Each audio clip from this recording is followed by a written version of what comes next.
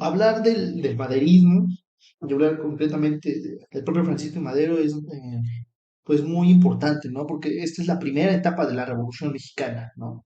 Francisco y Madero, pues era miembro de una familia, pues, de la burguesía, ¿no? Me parece que, bueno, pues representante de su clase, ¿no? De la burguesía, de las más importantes en Coahuila, tenían haciendas, tenían de alguna forma también se habían introducido en aspectos industriales, ¿no? Que fabricaban jabón, muchas cosas. Tenían negocios en muchas partes, ¿no? Los maderos. Pero bueno, independientemente del personaje, que de por sí ya es muy complejo, ¿no? Por toda esta idea que se desarrolla en torno a él respecto a su formación académica en Europa, su formación política, su cercanía al espiritismo, ¿no?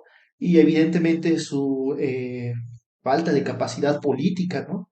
Para gobernar, que eso ya lo veremos más adelante, pues bueno.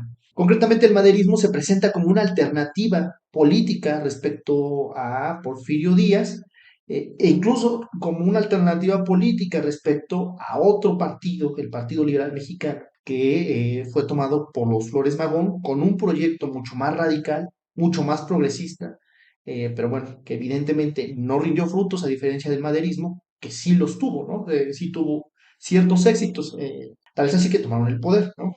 Entonces, en ese sentido, hay que tomar con pinzas, ¿no? El proyecto maderista, porque al final de cuentas tiene alcances y limitaciones producto el propio Madero, ¿no?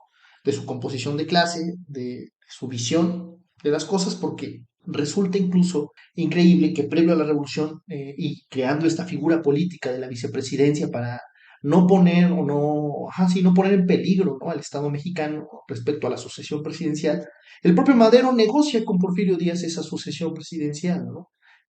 Madero está interesado en ser vicepresidente, no obstante, el propio Díaz, al ver que es un rival, si bien políticamente no fuerte, pero económicamente sí, pues decide ignorarlo, ¿no? Entonces, cuando Madero, al no ver alternativa, comienza a desarrollar precisamente una actividad política mucho más intensa a través de redes, de clubes, del club antireeleccionista concretamente, eh, para que puedan generar la movilización social que lo pudiese llevar a tomar el poder, ¿no? No obstante, pues evidentemente esto fracasa, así como con el Partido Liberal, que fue desintegrado, ¿no? Y sus miembros exiliados, en el caso de y el para Francisco Madero y el Partido Antireeleccionista pasó lo mismo, ¿no?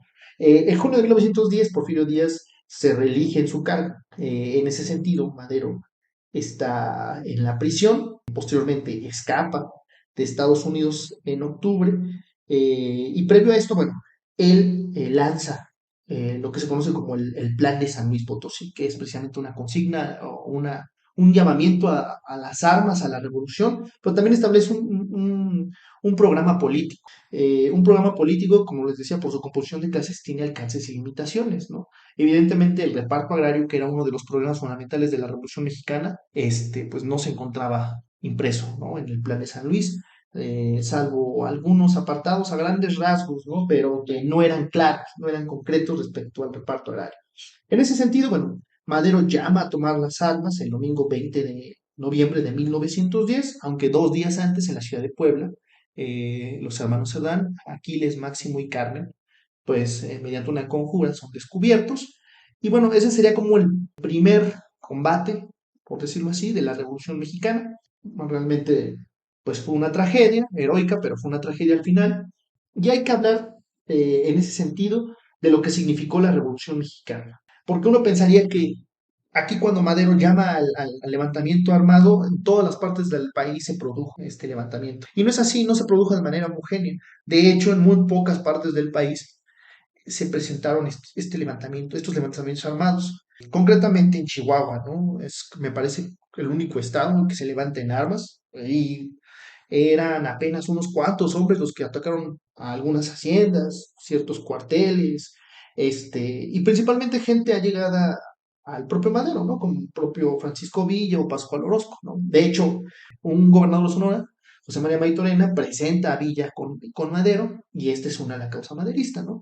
Y al principio, hay que decirlo, Antes de formar la División del Norte, ese ejército de cerca de 40.000 hombres que componían a la División del Norte de Francisco Villa, bueno, Francisco Villa recurre a la guerra de guerrillas para iniciar la revolución armada. Entonces, concretamente, esta revolución, a pesar de la fecha estimada, el 20 de noviembre, no fue homogénea. Apenas se levantaron unos cuantos hombres, ¿no? Sin embargo, algo que destaca Gili, que es bien interesante, es que a diferencia de otros movimientos, de otras movilizaciones sociales y armadas que no tenían un centro, un liderazgo, ¿no? Y que terminaron aplastadas por el gobierno de Porfirio Díaz, el maderismo representó eso, ¿no? Una cierta unificación a través de un plan que llevó a cabo una lucha armada con intentos de una organización, ¿no? Política, porque al final, como veremos, bueno, la Revolución Mexicana es también una revolución desorganizada, ¿no? Pero bueno, es otra cuestión que hacemos más adelante.